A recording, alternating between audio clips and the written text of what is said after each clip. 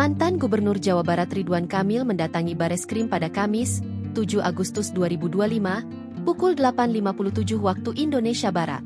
Dia mengenakan baju berwarna coklat dan kacamata hitam.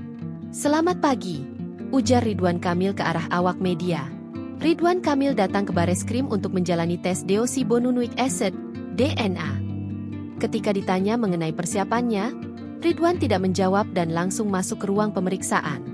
Selain Ridwan Kamil, selebgram Lisa Mariana dan seorang anak yang diklaim sebagai anak dari Ridwan Kamil juga dijadwalkan menjalani pengambilan sampel hari ini. Kuasa hukum Ridwan Kamil, Musli, menekankan bahwa pengambilan sampel DNA dilakukan oleh pihak yang berwenang dan juga disaksikan oleh kuasa hukum para pihak.